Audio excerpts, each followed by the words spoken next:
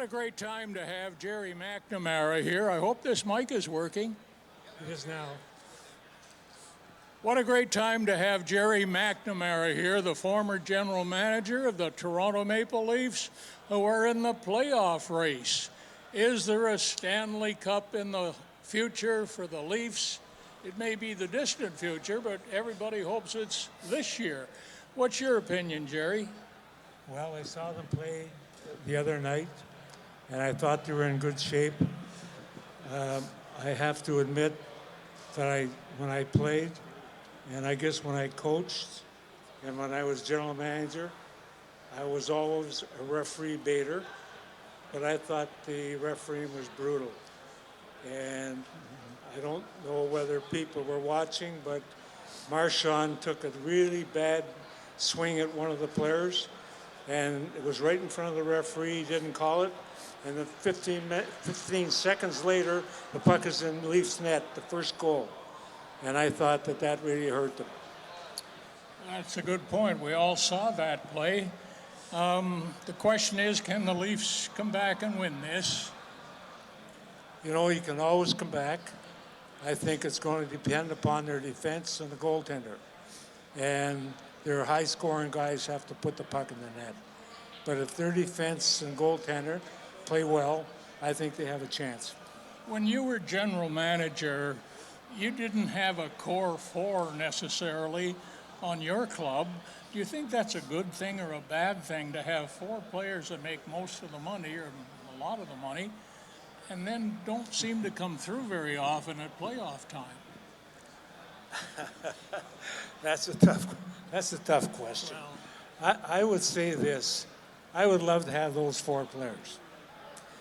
I think that you can go out and get other players, and maybe you're going to be over the cap, but you got to get rid of somebody, and that's a tough chore. But they're four pretty good players. I like them.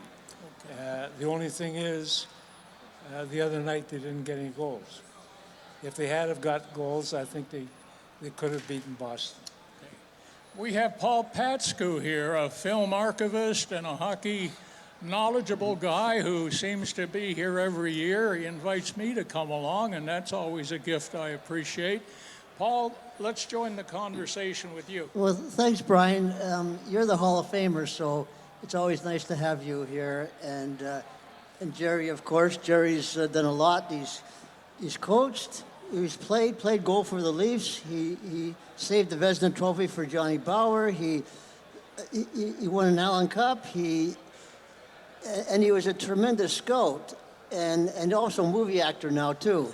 And maybe Jerry can tell us about how Borje Salming got to come to Toronto and after that. I'd love to tell you. Jimmy Gregory was the key person there. He called me into his office and he said, Jerry, at that time I was the special assignment scout for the Maple Leafs. He called me into his office and he said, I want you to go to Sweden. I want you to check a goaltender by the name of Kurt Larson and let us know what you think. And there are 2 tournaments going on over there, and it was during Christmas. You should go and watch some of the teams play. Of course, I went to Sweden. I watched Kurt Larson the first night I got there. He was playing for Södertälje.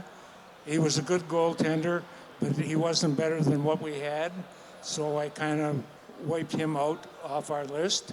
Then I saw Borje and Inge play in Västerås, which is about 2 hours out of Stockholm. And Inge was really good, could really skate, handle a puck. And Borje had unbelievable moves. And I really liked them.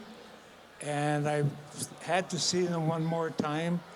And Barrie Flyers from Canada had to play them in Gävle, which was the Brynäs team. And, you know, when Canadians play against the Swedes, they say, let's run them right out of the rink. I can tell you they didn't run the Swedish team out of the rink. They got beat 8-3, and Inge had 5 goals and Borje had 2. And Borje fought those guys. Every time they came at him, I saw it. He was courageous, And I said, this guy can play. There's no question in my mind. And I thought Inga could play. And I'm disappointed because I think that the Maple Leafs mishandled Inga because they played him on the third and fourth lines. They never put him on the first or second. And I thought that he was a much better player than what they thought. And he scored 20 goals a year playing on the third and fourth line. And I was disappointed he didn't get more time on the front liners because I think he would have produced.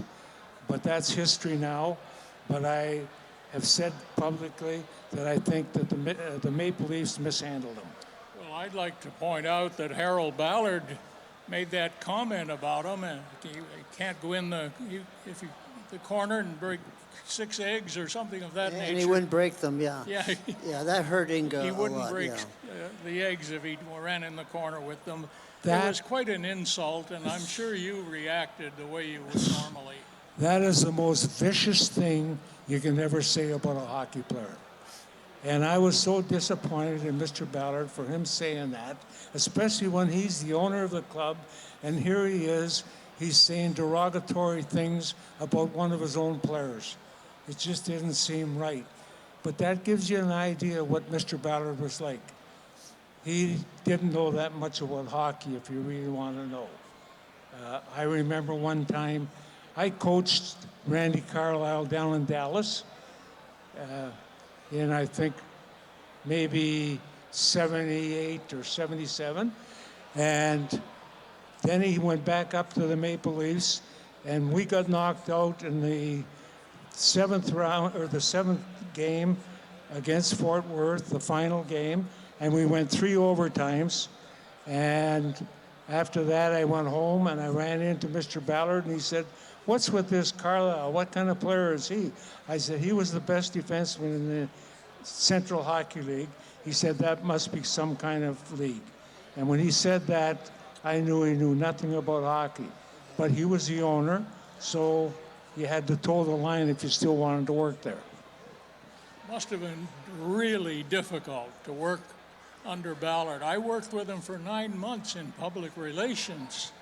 And I went to him one day and I said, "Harold, you can't be barring women from the press box forever." And I made my case for the women being allowed in the press box. And he turned and he said to me, "Let's get one thing straight. No effing women in the press box, McFarlane." And he walked away. And that was the start of my relationship with Ballard. And there were other instances. He got down on the announcers at time too, Jerry, so you weren't alone.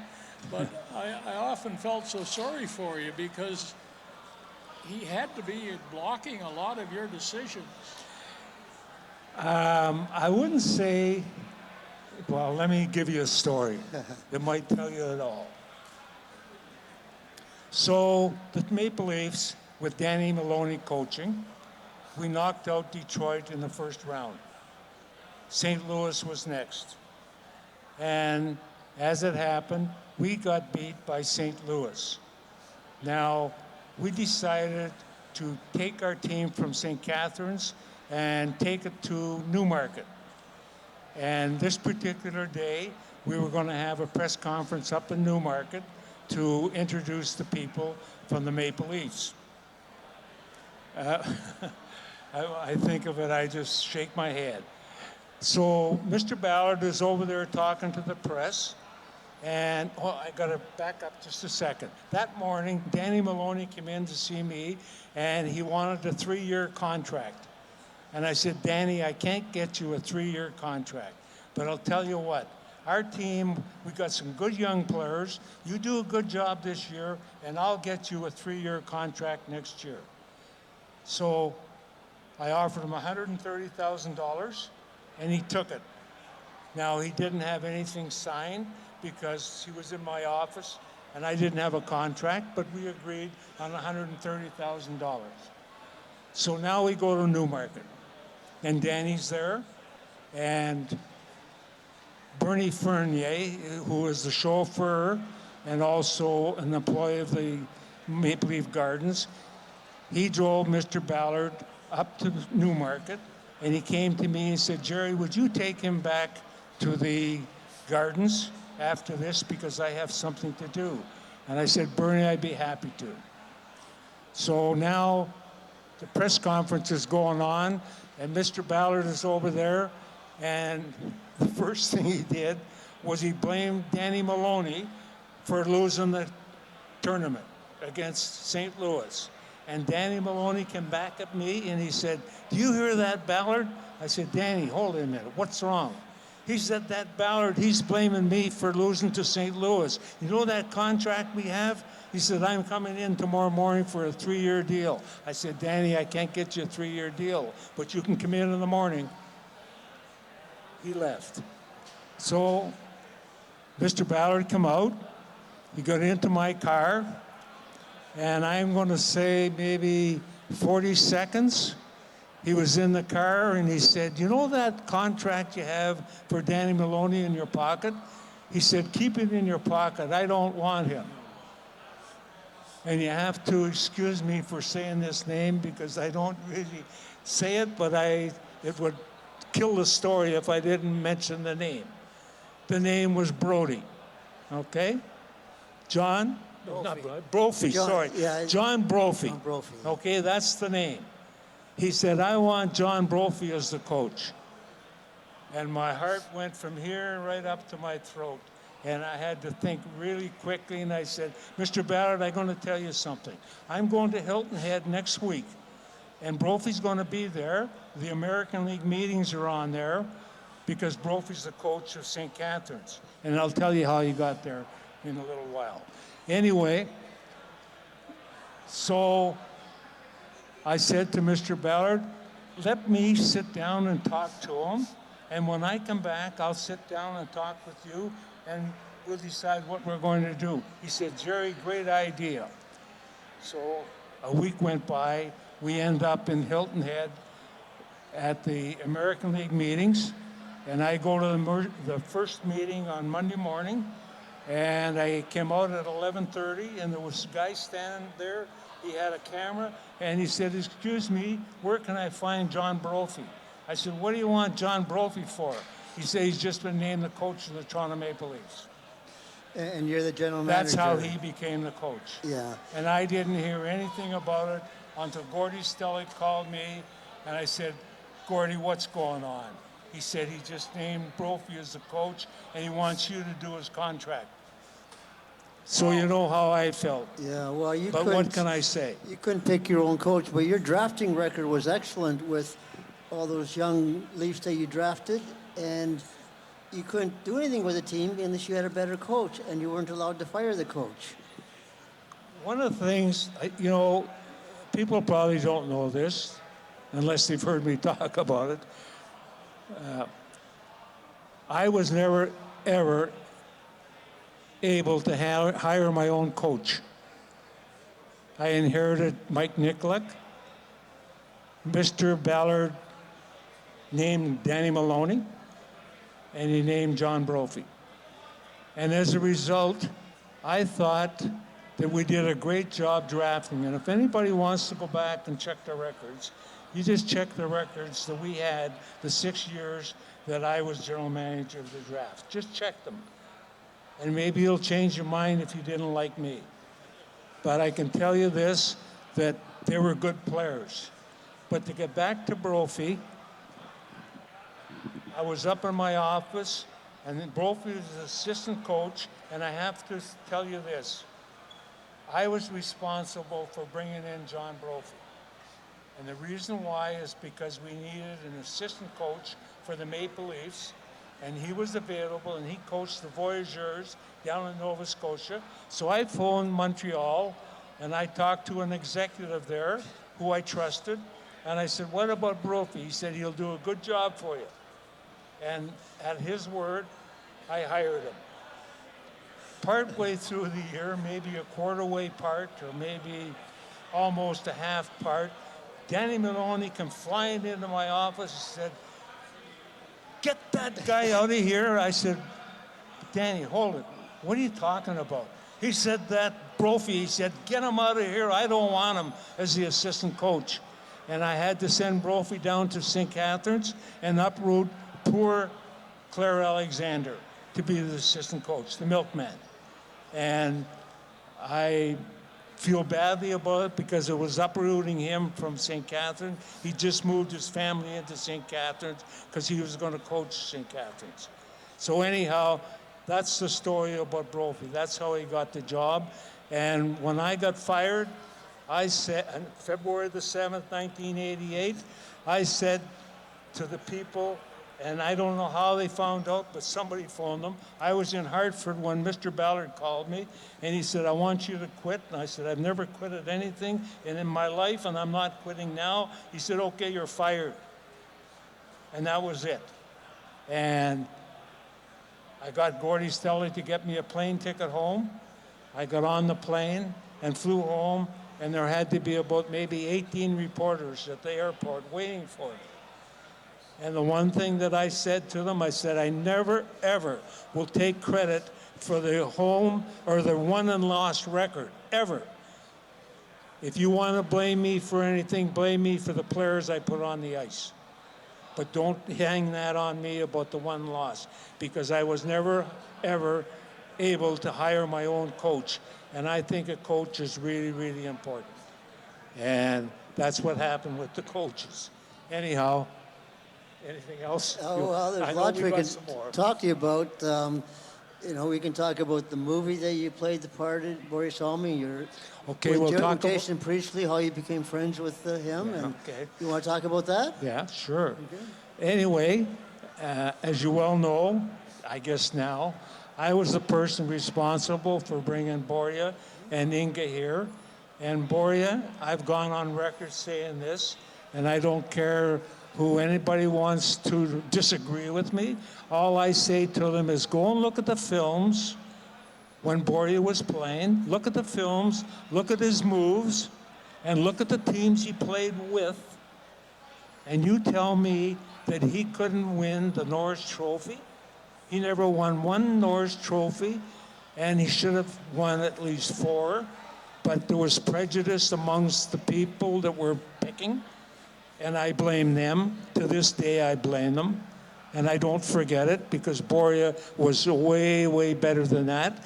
And if you really want to know, I really believe, and I've gone on record and say this, and I'm happy to do it again, to repeat to you. I know there aren't many people here, but I'm happy to repeat it, that I think Borja Salming is the best defenseman that ever played in the National Hockey League. And that's including Bobby Orr, Potvin, Robinson, all those guys. And don't get me wrong, I love Bobby Orr. Bobby Orr was working for Chicago when I was coaching Dallas, and I was coaching half the Chicago team and half the Maple Leaf team in Dallas. And he used to come down, and he was a gentleman, and I loved Bobby Orr. But Bobby Orr only played 9 years. And Bobby Orr didn't play like Borja with the teams that Bobby Orr played. Borja had to play with some teams, and you know what some of the teams were if you were older, and they weren't very good, but he gave 100% every game. And there was no reason why he couldn't have won a Norris Trophy. And I say to this, and I'm telling you, I'll never change my mind.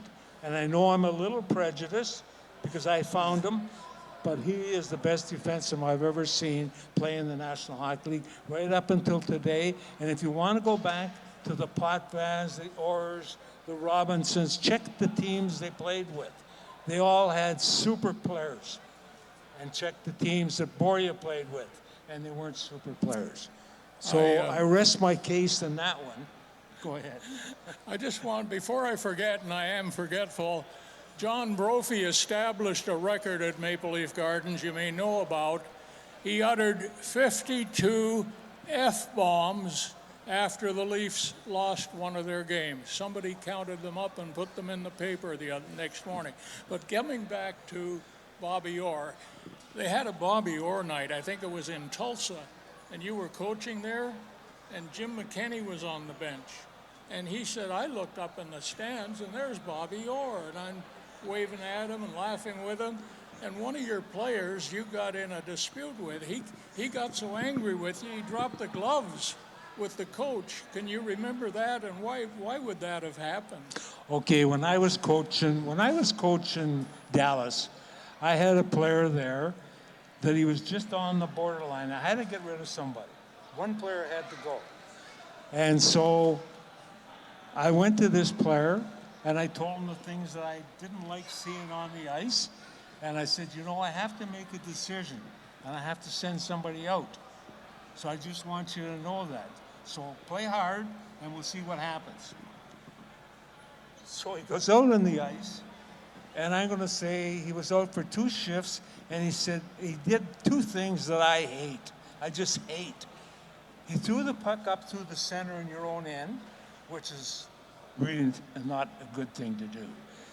That was one. And the other thing is when he was behind the net with the puck, and we were on the offensive zone, he passes the puck out, and somebody intercepts it, and now 3 guys who are around the net are caught, and the other guys are going 4 or 5 onto the 2 guys that are left up back there. And I yelled at him. I said, not really yelled at him, I said, you can't do that. You can't. And he got up, and he was going to hit me with a stick. And I remember Rocky Saganuk and John Anderson, they came and stood beside me and they said, listen, we're going into the dressing room. We'll walk beside you to make sure that he doesn't hit you with the stick. And I said, you know something? I can take care of myself. I know how to do it. I've done it before and I can do it again.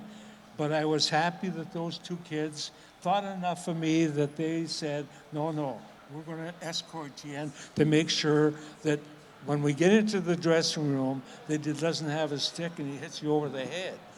Anyway, I didn't get hit over the head. Those 2 players are still in my heart, John Anderson and Rocky. And I talk to Rocky maybe 3 or 4 or 5 times a year. And he's doing really well in Pittsburgh. But there was something I wanted to go back to. And What was that player's name? That's what I want to know. Yeah, the name of the player Yeah. that was with the wanted to fight with you. I don't like names. Oh, just give me his initials. No, I can't. The Montreal Executive, I figured that. No, that was before. Yeah. I've used it in a book, so it's out there. The player I wouldn't take. I like the kid because he came to our training camp about 2 years later. And I saw him, he was okay. Yeah. But at that time, he was pretty hot at me. I'll check it out. I had another Brophy story, but, oh yeah, listen to this. You're not going to believe this. And I got to tell you, everything I'm telling you here is the truth. I don't tell any lies. You can ask anybody that knows me. He says, Jerry McNamara never lies. He tells it, even if he has to go like this, I'm sorry, but I can't tell you. If I can't tell you the truth, I don't say anything. Anyway, so the team goes to Minnesota, and they lose the game. They come back to the Marriott Hotel, not right away. They went to the beverage rooms, probably. They had a few beers, and they come back. Incidentally, I don't drink, so that's another story. Anyway, they come back with a few beers, and they probably brought a back few with them, and probably a couple of pizzas and whatnot, and they're down in their room section, and they're making noise. And there are other guests in the hotel, and they're complaining, and they're phoning the desk. And they said, there's too much noise down here, we can't sleep. And who do they call? They call John Brophy. And I would give $100 right now if anybody could tell me what he said. But I know you can't, because you'll find this unbelievable. You know what he said? Call the police. I kid you not. Call the police. And they came, and they threw all those guys that were making the noise, they threw them out of the hotel. They had to go next door to the Hilton and get rooms. And then the next morning, they sent Borja Salming home. That was the coach, John Brophy. That's what I had to put up with. Believe me, and the players, I don't want to speak for the players, but ask any player that played for them. They'll tell you what they thought Miracle Freacher. about John Brophy. Yeah. Okay? So the thing is, the next day, I get a call in the afternoon, and it's the one and only Borja Salming. He said, Jerry, I'm going home. I said, Borja, you can't go home. You've had such a great career. Don't go home. You can't do that. He said, I'm going home. I don't like the way I was treated. They sent me home. I said, Borja, come on, you can't. I said, what can we do to keep you? Don't go. Please don't go. I was begging. And he said, I'll tell you what. You get Mr. Ballard to come out and publicly apologize for what happened, and I'll stay. So I went into Mr. Ballard's office and I said, Mr. Ballard, you have to go out and apologize to the public about Borja Salming being sent home. He said, you go and do it. I said, no, you have to do it. You're the one that was, you're the guy that he wants to see, not me. He knows how I feel. And Mr. Ballard went out and apologized.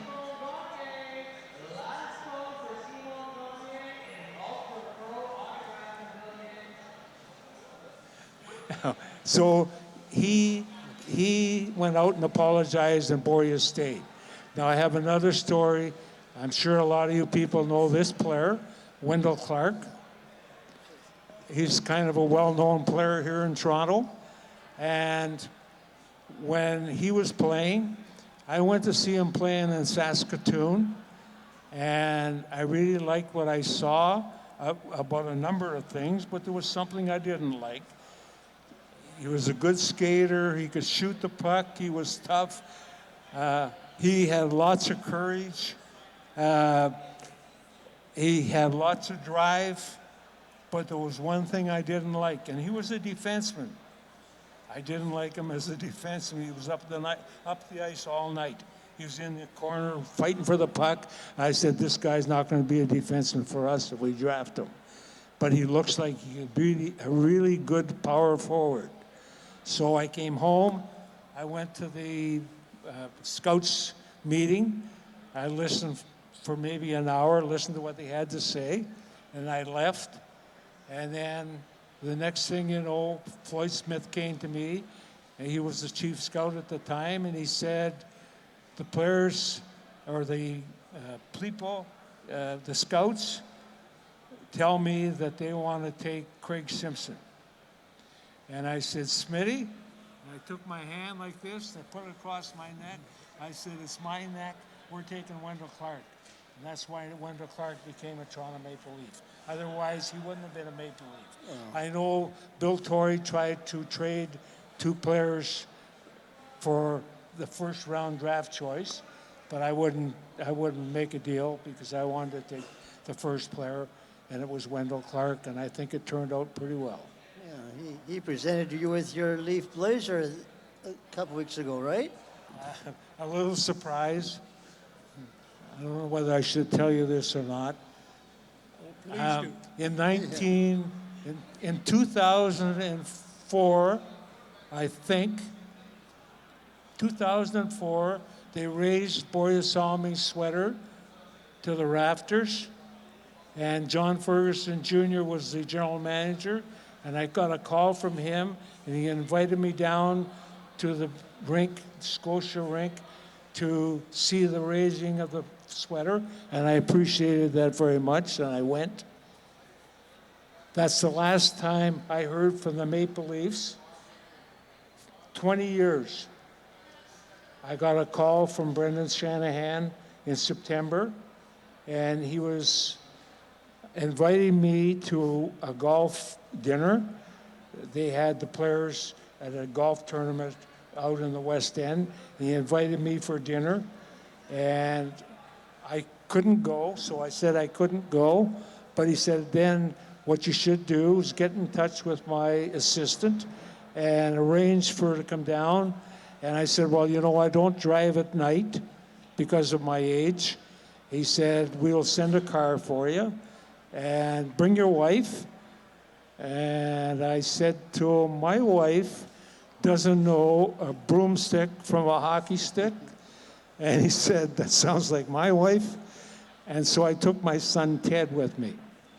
And I picked the Edmonton game, and I phoned Leah, who was his assistant, and arranged to go there.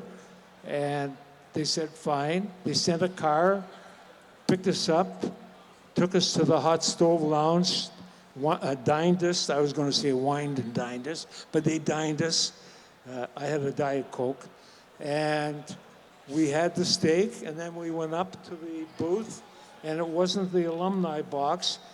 I think it was the executives box, because Haley Wickenheiser and Danielle Goyette were there, and they're both coaches with the Maple Leafs, and they come down to see me, to shake my hand and welcome me, and I was really happy, but my hearing's not the greatest, so I didn't really get the names, and this girl came down who runs the lounge, and I said, who are those two girls?